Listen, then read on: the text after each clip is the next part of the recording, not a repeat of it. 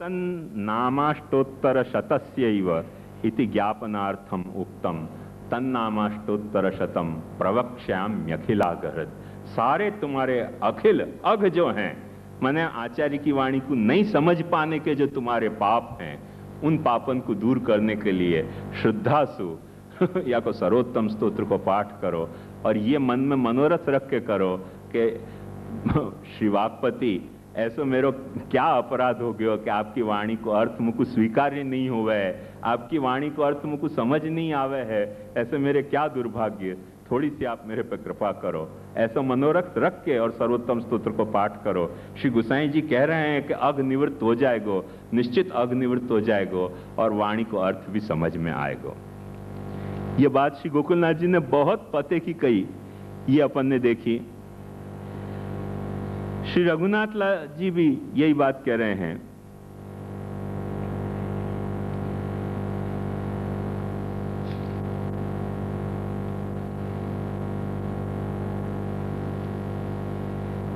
श्री रघुनाथ जी कह रहे हैं कि हम सर्वोत्तम स्तोत्र को पाठ क्यों करें, महाप्रभु जी के ग्रंथ ही समझ लेंगे पढ़ के। ननु वाग अधिष्ठात्री वचनादेव सर्वोप्यर्थो ज्ञास्यते किमने न प्रयासे न। ये क्यों आप सर्वोत्तम स्तोत्र और गले पे बंधवा रहे हो? तो वहां पे आज्ञा कर रहे हैं तदुक्तम तात्पर्य परिचयात। जब तक हृदय में महाप्रभु जी नाम रूप सु नहीं विराजेगो, तब तक वो जो शब्द है, वो जो ध्वनि है, वो तो आदि भौतिक रूप है। वाको जो पुस्तक सु अपन पढ़ेंगे वो आदि भौतिक वाणी है, जो कान सु सुनेंगे वो आदि भौतिक वाणी है। पर हृदय में यदि नामात्मक महाप्रभु अपने विराजे भयो है और वाक्य वाणी ये प्रकट हो रही है षोडश ग्रंथ में, ऐसे समझोगे तो सब बात समझ में आ जाएगी। तब आपको आचार्य चरण हृदय में विराज भयो, आचार्य चरण आपको उपदेश देने लग जाएगो। या के लिए अघिला हृत कहो है श्री गोसाई जी ने, ऐसे रघुनाथ जी बता रहे हैं।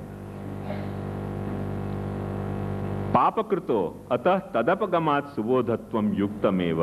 ये जो अपने को तात्पर्य कुछ नहीं पर समझ में नहीं आवे है, वो अपना सबसे बड़ो पाप है पुष्टि मार्ग में, कि आचार्य चरण की वाणी को तात्पर्य अपने पल्ले नहीं पड़े। और वो तात्पर्य अपने कैसे पल्ले पड़े? जब नाम रूप सु अपने हृदय में आचार्य चरण आके आसन जमा दें, जैसे बैठक में विराजे रहे हैं, ऐसे अपने हृदय को महाप्रभु जी जा वक्त बैठक बना लें और वहां विराज जाएं। और अपने मैंने देखो पहले से यही लिए सारी बात बता दी कि नाम कालातीत है, देशातीत है, ऐसो, और वा रूप को ये प्रतिबिंब है और या को वो प्रतिबिंब है। दोनों बात में परस्पर बिंब प्रतिबिंब भाव है, और ये जो है वो शाश्वत है। या रूप में अपने हृदय में विराज भयो, नाम के रूप में विराज भयो। जब महाप्रभु की वाणी को अवगाहन करोगे, और वह वाणी या वक्ता की वाणी है जो हृदय में विराज भयो महाप्रभु है, तो आपको साक्षात महाप्रभु ही उपदेश देने को आपको पाछो वो दो जो मैंने बताया ना, माने रूप और वाणी को जो दो है वो आपको पाछी दुहाई मिल जाएगी। ये बात श्री रघुनाथ जी की टीका सु बहुत सुंदर समझ में आवे अपने को। और श्री गोपेश्वर जी जो बहुत करके मैंने आपको पहले बताया हो कि घनश्याम लाल जी के लाल जी हैं, तो ये आज्ञा कर रहे हैं कि तत्प्रादुर्भावा समये भी सुबोधम भवे। जा वक्त आप प्रकट हैं, वह वक्त तो कछु भी अपने को शंका होए तो अपन जाके पूछ सकें आचार्य चरण सु, कैसे ये हमको शंका हो रही है, या को आप खुलासा करो, आचार्य चरण कृपा करके समझा देंगे। पर जा वक्त अपने सामने प्रकट नहीं है, रूप सुप्रकट नहीं है, तो वह वक्त अपन कौन सु पूछवे जाएं? तो अपन नाम, यदि नाम के रूप से अब नाम के तरह अपने हृदय में महाप्रभु जी विराजे होंगे और उनसे पूछोगे तो जरूर समझाएंगे। ऐसे श्री गोसाई जी अपने को आश्वासन दे रहे हैं। और वह बात की श्री गोपेश्वर जी व्याख्या में कह रहे हैं कि तत्प्रादुर्भावा समय भी, माने बाहर जा वक्त प्रादुर्भूत नहीं है, तब भी हृदय में यदि नाम के रूप से विराजे भय होंगे तो निश्चित उनकी वाणी को अर्थ श्री महाप्रभु जी अपने को समझाएंगे। ये बात अपने को गोपेश्वर जी बता रहे हैं, जो काफी उल्लेखनीय बात है।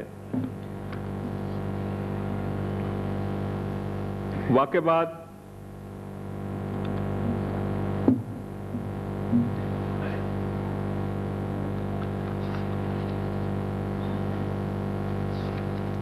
हरिराय जी ने तो या श्लोक पे इतनो विस्तृत लिखियो है, इतनो विस्तृत लिखियो है कि यदि 3 महीना हरिराय जी की टीका चलानी हो तो चल सके। तब कह रहे हैं हरिराय जी यहां एक बहुत महत्वपूर्ण बात कह रहे हैं कि ननु तरहि स्वरूप कथनम एव अस्तु नाम कथनस्य किम प्रयोजनम इति आकांक्षायाम आहु तदुक्तम अपीति श्रीमद आचार्योक्तम तद दुरापत्वेपि तदाशया तद भजनमेव इति स्त्री भावो गूढ़ इति च विरहानुभव। ये तदुक्तम अपि दुर्बोधम सुबोधम स्याद यथा तथा तन्नामाष्टोत्तर शतम प्रवक्ष्याम्यखिलागहृत। तो या मैं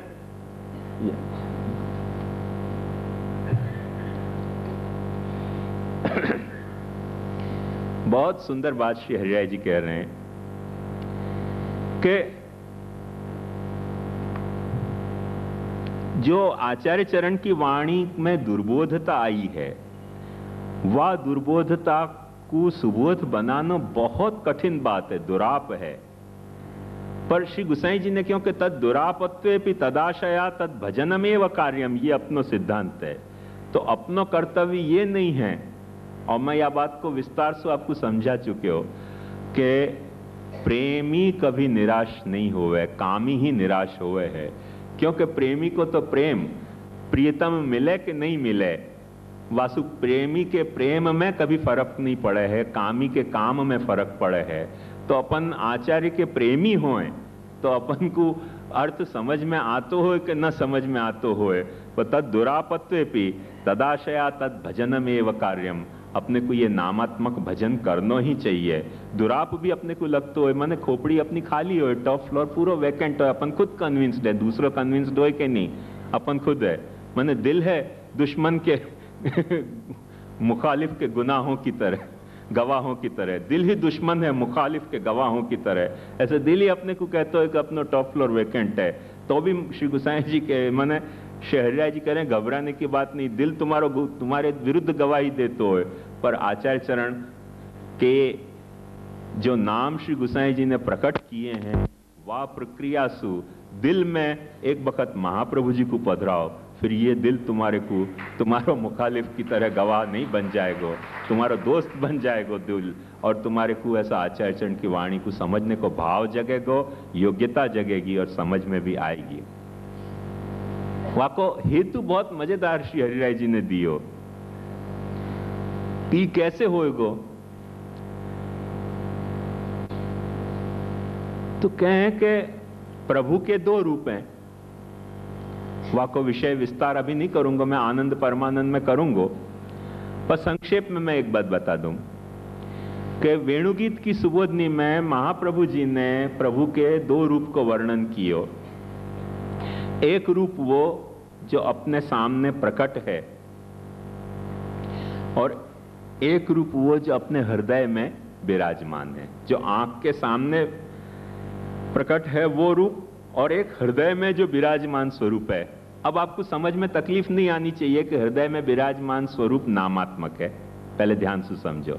वो नामात्मक स्वरूप को गुणगान की प्रक्रिया से बाहर काढ़ना है, और जो बाहर विराजमान स्वरूप है वह को सेवा भजन की प्रक्रिया से भीतर पधरानो है। और वो गंगा सागर को जा वक्त संगम हो गयो तो बहुत दिव्यता पुण्यता पुष्टि मार्ग में प्रकट हो जाएगी। जब इन दोनों स्वरूपन की आपस में संगति हो गई, वो बहिश्चेत प्रकटो वन्नी माने वन्नी प्रवेशेद तदैव सकलो बंधो नाशमेति न चान्यथा, वह न्याय से जब वो बतायो, वह तरह से जब इन दोनों को संगम हो गयो तो बाहर से जैसे लकड़ा को अपन ने आग लगाई तो भीतर जो लकड़ा के भीतर रही भाई आग है वो भी प्रकट होके बाहर आ जाएगी।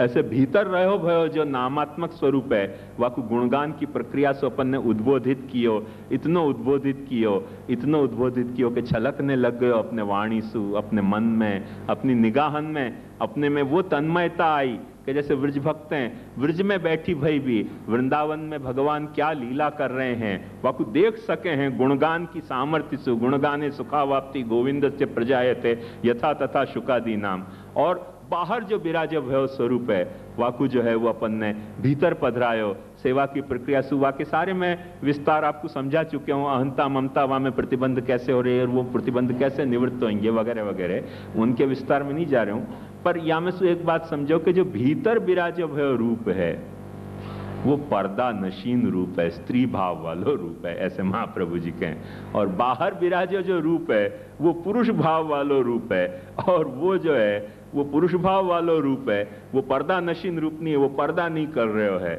एक वने जैसे बहुत अच्छी कही कि निकलना तुमने चिलमन से, कसम है तुमको चिलमन की लड़ाई आड़ से देखा करो शेखो बिरहमन की।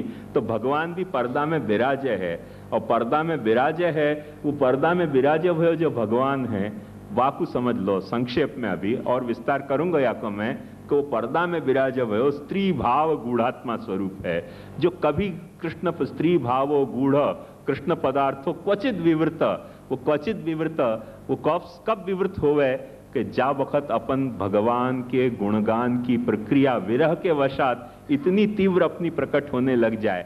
अभी जो एक बात ध्यान समझो, अपन भगवान को नाम लें, अपन भगवत गुणगान भी करें, सारे बात करें, पर ये गुणगान अपन, ये उपदेश अपने को मिलो है कि गुणगान करना चाहिए, या उपदेश के कर्तव्य बोध के आधार पर करे हैं, भाव सु जा वक्त ये होने लग जाएगा ना, वह वक्त हृदय में छुपे भयो भगवान के लिए, अपने लिए हृदय में वो विरह प्रकट होएगो। भाव सु बोध सु विरह प्रकट नहीं होएगो, भाव सु विरह प्रकट होएगो। तो भाव सु जा वक्त अपन को ये विरह प्रकट भयो कि हृदय में छुपे भयो, बाहर क्यों नहीं पधार रहे हो है, ऐसो जा वक्त अपने को विरह भयो, तो स्त्री भावो गूढ़ क्वचित विवृत हो जाएगो, माने पर्दा छोड़ के अपने सामने आ जाएगा कि ले यार तोकू तो दर्शन दूं। वो भक्तोद्धारक स्वरूप हो, ध्यान से समझियो, सर्वोद्धारक नहीं, भक्तोद्धारक स्वरूप अपने बाहर आ जाएगा कि ले अब मैं तेरे सामने आ गया, अब मैंने तेरे साथ अपना पर्दा को संबंध तोड़ दियो, अब तेरे और मेरे बीच में कोई पर्दा नहीं है। शर्त वाकी क्या है कि अपने हृदय में इतना विप्रयोग होना चाहिए, अपने भीतर विप्रयोग होना चाहिए, इतनी बात नहीं, पर विप्रयोग अपने भीतर है, पर भीतर स्वरूप ही नहीं विराज रहे हो तो बाहर कौन आएगा। तो विप्रयोग होने के पहले ये पहली आवश्यकता है कि हृदय में एक स्वरूप विराजना चाहिए नामात्मक। समझ में आई ना बात, वो नाम की जो प्रत्यय की बात में अब मैं घड़ी घड़ी रिपीट नहीं करूंगा, कठिन लगता है तो आप पूछो फिर समझाऊंगा, पर अब मैं घड़ी घड़ी विवेचन नहीं करूंगा। पर जो अपने भीतर में नाम की प्रक्रिया सु स्वरूप एक प्रकट्य है, वो प्रकट स्वरूप के लिए जा वक्त अपने हृदय में, जैसे कल वो भाई ने प्रश्न किया, थोड़ा सा अपोजिट है तो पर समझने की बात थी कि वो रामचंद्र जी के और सीता जी को रूप प्रकट होवे, वाके पहले अरुण गोविल प्रकट हो जा रहे हो है, दीपिका सर्वोद्धारक स्वरूप के साथ गंगा जमुना को संगम हो गयो, बस तो सारी बात सिद्ध हो गई, आपको सर्वात्म भाव सिद्ध हो जाएगा। ये बात श्री महाप्रभु जी और श्री गुसाई जी और श्री हरिराय जी यहाँ अपने को समझाना चाह रहे हैं कि ये भीतर विराज हो, और वाके लिए दोनों प्रक्रिया बताई है, वाकु टुकड़ा करके समझना है, टुकड़ा कर नहीं देना है, या के लिए सेवायाम वा कथायाम वा यस्यासक्ति दृढ़ा भवेत, के सेवा की प्रक्रिया सु बाहर विराजे भय स्वरूप को अपन भीतर पधराएंगे, और गुणगान की प्रक्रिया सु भीतर विराजे भय स्वरूप को बाहर ला के दोनों को संगम कराएंगे, और वो संगम हो गए तब आपके व्यक्तित्व में, आपकी अहंता ममता में वह तरह की कोई ट्रांसपेरेंसी पैदा हो जाएगी कि अब आप ऐसे भीतर सेवा करो कि बाहर सेवा करो। श्री महाप्रभु जी गुसाई जी आज्ञा करें वहां भाष्य में कि फिर कुछ फर्क नहीं पड़ेगा। जैसे राजा आस्करण दास जी से ठाकुर जी की सेवा करते हते, तो तब भी वही बात थी, और ठाकुर जी पधरा दिए तब भी निरंतर वाही मस्ती में रहते थे, करके श्री गुसाई जी ने आज्ञा करी वा वक्त कि भूले चुके भी आस्करण दास जी आ जाएं तो इनको प्रसाद लेवा दो, और प्रसाद लेवा दो, अन्न प्रसादी भी प्रसाद इनको लेवा दो। क्यों कि इनके हृदय में ठाकुर जी या तरह से बाहर प्रकट हो गए है, भीतर विराजे भयो, और बाहर विराजे भयो इतना भीतर में डीप रूटेड हो गयो है कि इनको यदि अपन ने अन्न प्रसादी भी खवा दियो तो नवनीत प्रिया जी अपने को यूं कहेगो कि आज मैंने 2 वक्त राजभोग हो गया। ये आखिरी प्रक्रिया है, अपने मार्ग की समझने की बात समझो। ये प्रक्रिया श्री गुसाई जी ने वहां जो अपने को समझाई, तो वो जो स्त्री भाव जो है, गूढ़ स्त्री भाव, वो जो है वो बाहर जो प्रकट पुंभाव है वास्तु संयुक्त हो गयो। तो अभी और मैं समझाऊंगा याकूब, तो बहुत संक्षेप में मैं आपको बता रहा हूं, पर संक्षेप में जो आचार्य चरण जा बात को कहने के लिए प्रकट भय हैं, सौंदर्यम निज हृदगतम प्रकटितम स्त्रीगुण भावात्मकम पुमरूपम च पुनस्तदंतर्गतम प्राविविशत स्वप्रिय, वो आचार्य चरण को आंखों प्राकट्य को प्रयोजन जो है वो सफल हो जाएगा। या बात के लिए श्री गोसाई जी ने ये सो यहाँ नाम प्रकट किए हैं। यहां अपन या विषय को रखें। कल अपन निश्चित 4 बजे से कर रहे हैं। एक श्लोक और मेरे करना तो नहीं हो पाया, कल करेंगे, और श्री महाप्रभु जी कृपा करेंगे तो आनंद परमानंद भी अपन करेंगे जरूर। अब अपन प्रश्नोत्तर पे आवे।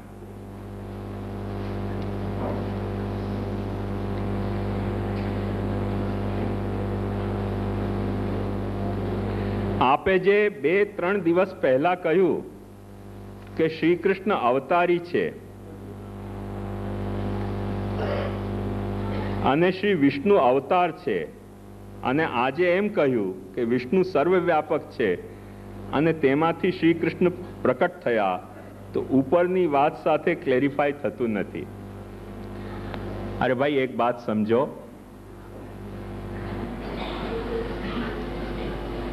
मेरी बात आपने शायद या तो पूरी सुनी नहीं,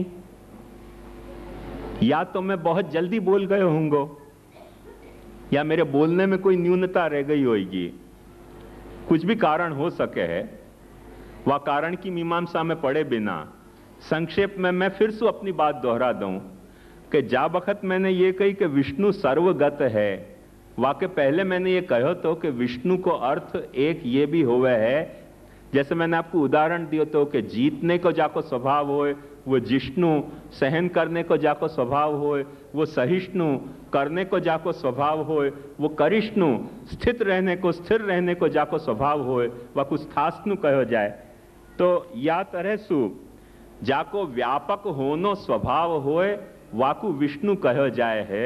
ये एक विष्णु को अर्थ है, और या विष्णु को अर्थ के साथ एक दूसरो विष्णु को अर्थ ये भी है कि वो विष्णु चतुर्भुज है और वो ऐसो रमा वैकुंठ में विराज रहे है। तो मैंने जो ये बात कही थी कि विष्णु सर्वगत विष्णु वो वा रमा वैकुंठ में विराजे वह चतुर्भुज विष्णु के संदर्भ में नहीं कही थी। वो जैसे पंकज शब्द, एक बात ध्यान से समझो, पंकज शब्द जो है वाकई 2 अर्थ हुए। पंकज को एक अर्थ हुए कि कादव में सु करदम में सु जो प्रकट हुए वो, पर करदम में सु अपन जाने हैं कि कमल को पत्ता भी पैदा हुआ है और मेंढक भी पैदा हुआ है, पर मेंढक को अपन जो है वो पंकज नहीं कहें, पर कमल को ही फूल को ही पंकज कहें, कमल के पत्ता को भी अपन पंकज नहीं कहें। तो ऐसे ही कहीं शब्द कोई रूढ़ हो जाए है और कहीं शब्द कोई यौगिक होवे है। तो यहाँ जो सर्वगत की बात मैंने कही थी वो रूढ़ अर्थ में नहीं कही थी, पर यौगिक अर्थ में कही थी। आपको मैं समझूं कि इतने सुस्पष्टीकरण होना चाहिए।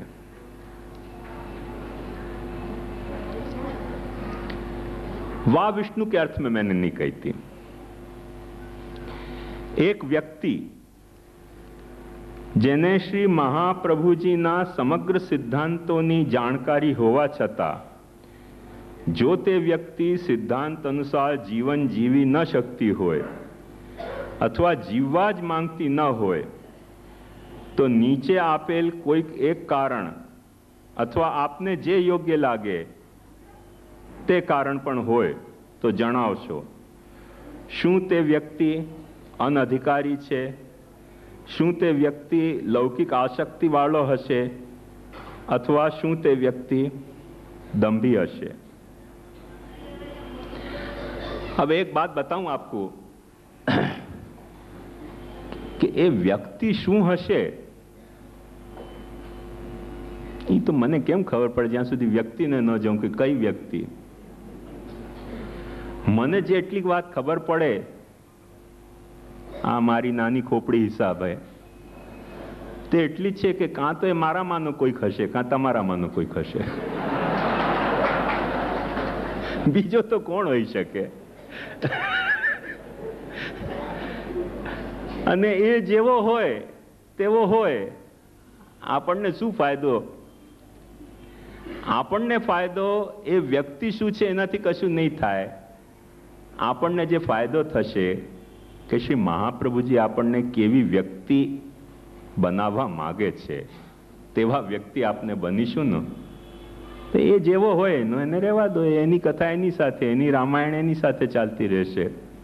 આપણે શ્રી મહાપ્રભુજીના, આપણે એટલે હું અને તમેની વચ્ચે વાત નથી કર્યો, હું, તમે અને આપણે સહુ જે શ્રી મહાપ્રભુજી આપણને માગે છે તેવા થઈએ તો બસ વાત પતી જાય છે, પછી બહુ વિચારણી નથી રહી જતું.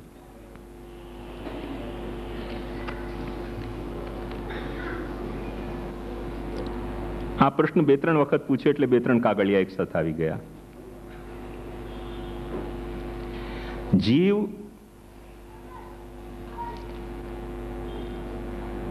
ગુપ્તાનંદ જ્યારે વિષય નિરાનંદને, ઠાકુરજીને, પૂર્ણાનંદને સમર્પણ કરીને પછી લે છે અને વિષય જે પોતે જીવ ડાયરેક્ટ વાપરે તો બંને પ્રોસેસમાં ફરક શું પડે છે? જલ યાદ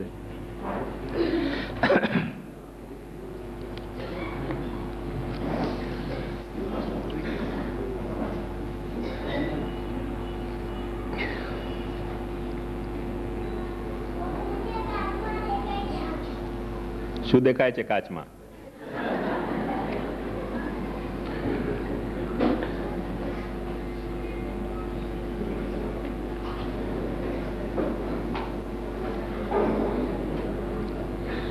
એક ભાઈ ટ્રસ્ટી હતા મંદિરમાં અને બધા લોકો એમના ઉપર નારાજ રહેતા હતા કે પેલે ટ્રસ્ટની જે પ્રોપર્ટીમાં ભાડા ચિઠ્ઠી ફેરવતી વખતે જે પાઘડી આવે ને એના પૈસા ખાઈ જાય છે મંદિરના. એક દિવસે મારી સાથે એમાં ચર્ચા ચાલી રહી હતી એમની. તો મેં કહ્યું, શા માટે આવો ખોટો ધંધો કરો છો? છોડો ને, તમે શાંતિથી ઘરમાં સેવા કરો. તો એમણે કહ્યું કે હું ખાતો જ નથી, લોકો આક્ષેપ ખોટા લગાવે તેનો તો મારી પાસે શું ઉપાય હોઈ શકે? એટલે પછી મારાથી રહેવાનું નહીં. એટલે મેં કીધું કે ફલાણા ભાઈ મને પોતે કહેતા હતા કે એમણે પોતે તમને આટલા રૂપિયા આપ્યા છે, વાત ખોટી? ત્યારે એમણે મને બહુ મજેદાર વાત કહી કે ના, એ વાત સાચી છે, એમાં કાંઈ, પણ મેં કાંઈ ઠાકોરજીના પૈસા નથી ખાધા. મેં કીધું ઠાકોરજીની જગ્યા, એની ભાડા ચિઠ્ઠી બદલવાના, પાઘડીના તમે પૈસા ખાધા. એમણે મને બ્રહ્મજ્ઞાન આપ્યો. ઘણા વર્ષ જૂની વાત છે, પણ એ બ્રહ્મજ્ઞાન હજી સુધી મારા મનમાં મોજૂદ છે. એમણે કહ્યું કે એ આપનો અને એમનો બંનેનો ખોટો ખ્યાલ છે. મેં કહ્યું તમે કબૂલ કરો છો ને કે તમે ખાવ છો? બોલે એ ઠાકોરજીના હું નથી ખાતો, હું તો ખાલી ચેરનો એડવાન્ટેજ લઉં છું. ઠાકોરજીના તમે જોઈ લો, તમને હું બતાવી શકું કે ઠાકોરજીને જે પૈસા મારા પહેલા ટ્રસ્ટીઓ ભાડા ચિઠ્ઠી બદલવામાં આપતા હતા એનાથી બમણા પૈસા હું જમા કરાવું છું. અને પછી જેને ભાડા ચિઠ્ઠી બદલવી હોય એને હું કહું કે ભાઈ તમારે મારી પાસેથી યશની ચિઠ્ઠીની સિગ્નેચર લેવી હોય તો કંઈક મને પણ આપવા પડશે. અને એ તો મારી ટ્રીક ઓફ ટ્રેડ છે. એટલે ઠાકોરજીના નથી ખાતો, એનાથી ખાઉં છું. અરે મેં કીધું જગ્યા તો ઠાકોરજીની, એ બધા પૈસા યથા લોકે વ્યવહાર પ્રસિદ્ધ્યતિ તથા કાર્યમ સમર્પ્યૈવ સર્વેશામ બ્રહ્મતા તત. તો એ સમર્પણનો જે આપણે પ્રભુ સામે જે શપથ લીધા છે એ શપથને તોડવાની પ્રક્રિયા છે. બસ એ જ પ્રોસેસમાં ફરક પડે છે, બીજો તો શું આમાં ફરક પડી શકે? આકરી જાકે લગે સો તો પીર તે ને કહું ધીર ધરે ના. सागर जो चुभी जाते हैं चित्त में जो चीज चुभ जाए वो तो चुभ गई. कोटि उपाय करो पे टरे ना. एरी भटू कल कैसे परे जब आंख में आंख परे निकले ना. તો કોઈકના આંખમાં, કોઈકની આંખો કૃષ્ણની આંખ સાથે મળી ગઈ હોય અને ટારે ટરે ના હોય તો એમાં આપણે કેવી રીતે એનું સમાધાન શોધી શકીએ? એવું નથી. જે રામના ભક્તો છે, જैसे तुलसीदास जी, तो उनको राम टारे नहीं टरे हैं, जो कृष्ण के भक्त हैं उनको कृष्ण टारे नहीं टरे हैं, कुछ वराह के भक्त हैं उनको वराह टारे नहीं टरे, तो वहाँ को समाधान तो खोजना ही व्यर्थ है। बाकी तो बस मजा लेनी चाहिए कि कौन कौन को कैसा भक्त है। या मैं संत के पास अपन समाधान शोधें कि असंत के पास समाधान शोधें, मिलना बहुत मुश्किल है। कम से कम मेरे पास तो समाधान नहीं है। श्री आचार्य जी મહાપ્રભુજીનું જે ઉપદેશક સ્વરૂપ, જે પ્રાકટ્યના પ્રયોજન રૂપ છે, તે સ્વરૂપ 108 નામાત્મક રૂપ સર્વોત્તમ સ્તોત્રથી ષોડશ ગ્રંથ સાથે સરખાવીને તે સ્વરૂપ પૂરેપૂરું ઉભરીને આવે છે કે પછી રૂપ ગુણ સાથે મળીને ઉભરી આવે છે। જો સાથે મળી ઉભરી આવતું હોય તો પછી જે રીતે સર્વોત્તમ સ્તોત્રને સર્વોત્તમ માનીએ છીએ તે કે પછી બીજી કોઈ રીતે સર્વોત્તમતા સિદ્ધ થશે। देखो एक बात ध्यान से समझो कि रूप और गुण को जो वर्णन है ना, रूप और गुण के वर्णन में रूप के लिए मैंने आपको बता दिया यही लिए कि रूप कोई देश में, कोई काल में, कोई वस्तुनसु या व्यक्तिनसु जुड़ो भयो रूप होवे है। और गुण जो है महाप्रभु जी के, वो तो महाप्रभु जी में विराजे हैं। अपन तो वह गुण को गा सके हैं, पर गुण तो अपने में जब तक महाप्रभु जी नामात्मक रूप से नहीं विराजेंगे अपने हृदय में। अब नाम को मैंने आपको विशेष संदर्भ समझा दियो है, तो नामात्मक रूप से नहीं विराजेंगे तब तक जो है वो अपन महाप्रभु जी को पूरो सानिध्य को अनुभव नहीं कर सकेंगे। आपको याद हो तो सर्वोत्तम स्तोत्र के प्रवचन के प्रारंभ में मैंने ये बात कही कि सर्वोत्तम स्तोत्र अपने को आचार्य चरण के सानिध्य में है, ये भाव से करो जाए है, असानिध्य में नहीं करो जाए है। पर फिर ध्यान से समझो कि वो जो आचार्य चरण को सानिध्य है वो कौन सा सानिध्य है? वो रूपात्मक सानिध्य नहीं, अपने हृदय में जो है सो नामात्मक सानिध्य है, वो सानिध्य की यहाँ चर्चा है। तो वाकई लिए सर्वोत्तम तो सर्वोत्तम ही है, और जो रूप को वर्णन है वो वा वक्त जो आचार्य चरण ने रूप प्रकट किया वा रूप को वर्णन है, और जो गुण को वर्णन है वो तो आचार्य चरण में जो गुण है वा को वर्णन है। तो श्री 108 नाम थी 108 सिद्धांत बतावे छे कि बीजू पण समीकरण छे 108। ये तो हजी पहलो नाम आपणो शरू नहीं थयो, तो हमणांथी केवी रीते हूँ बतावी शकूं? ए आवशे त्यारे आपणे जोशुं। नाम रूप गुण नामनी साथे ज आवी जाय छे कि केम? ये नाम के मैंने जो 105 प्रकार बताए ना, वो कभी फुर्सत से बताऊंगा तब ये प्रश्न को समाधान आपको हो जाएगा कि जो आवी जतु होय तो वल्लभाष्टक स्फुरत प्रश्न प्रेमामृति स्वरूप उभरशे, तेमा विशिष्टता हशे ते साचुं छुं। तो एक बात समझो कि वो जब अपन आनंद परमानंद को शुरू करेंगे तब अपन इन सारे प्रश्नों को निश्चित विचार करेंगे। आज 10 भी बज गए हैं, तो अपन आज को कार्य आज को सर्वोत्तम को अपन यहाँ समापन करें। दृढ़ चरणन केरो भरोसो, दृढ़ चरणन केरो, श्री वल्लभ नख चंद्र छटा बिन सब जग माझ अंधेरो भरोसो, दृढ़ चरणन केरो, साधन और नहीं या कलि में जासो होय निवेरो, सूर कहा कहे द्विविध आंधरो, बिना मोल को चेरो भरोसो, दृढ़ चरणन के।